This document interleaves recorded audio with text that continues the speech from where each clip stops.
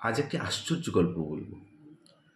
আমরা যারা 90s বেশিরভাগ 90s জন্ম, তাদের বেশিরভাগ আমরা আমাদের সিলেবাসে একটা দারুণ গল্প, ছোট গল্প পেয়েছিলাম রবীন্দ্রনাথ ঠাকুরের। সেটা হচ্ছে একটা তোতা পাখিকে নিয়ে গল্প, যেটা ওতপ্রোতভাবে জড়িয়ে আমাদের শিক্ষার সঙ্গে, এবং আজ থেকে ১০০ বছর আগে লেখা, তা সত্ত্বেও এখনও বর্তমান অঙ্গাঙ্গিকভাবে জড়িয়ে আমাদের সঙ্গে, প্রতিটি মানুষের সঙ্গে।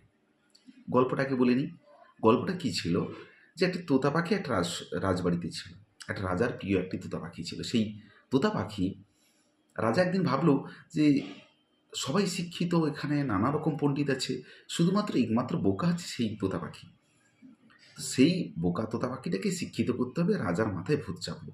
তার জন্য কি হলো না, অজস্র পণ্ডিতকে দেশ বিদেশ থেকে আনা হলো, অজস্র পুঁথি আনা হলো, তারা লোহার খাঁচাটাকে সোনার করা হলো, সব কিছু পরিবর্তন হলো। তাকে প্রতিদিন কী করলো না, বড় বড় পুঁথি থেকে কাগজ টুকরো টুকরো করে কেটে তাকে খেতে দেওয়া হতো।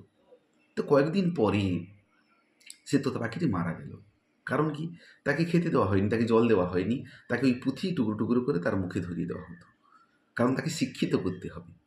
তো সারমর্ম এই ছিল যে পাখিটার খাঁচার উন্নতি হয়েছে, পাখিটার কিন্তু কোনো উন্নতি হয় নাই।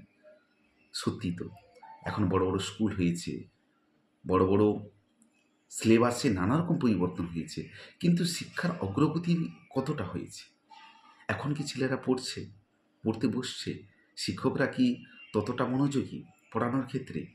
আমরা এই শিক্ষা ব্যবস্থার যে এরকম একটা সুন্দর, বা যে সমস্ত মহান ব্যক্তিবর্গরা আমাদের বাংলার জন্মগ্রহণ করেছে এবং তাদের সুনির্দিষ্ট চিন্তাভাবনা দিয়ে গেছেন, যেটা ওয়ার্ল্ড ফেমাস, ওয়ার্ল্ড ফেমাস, তো সেটা কি সম্পূর্ণভাবে হচ্ছে?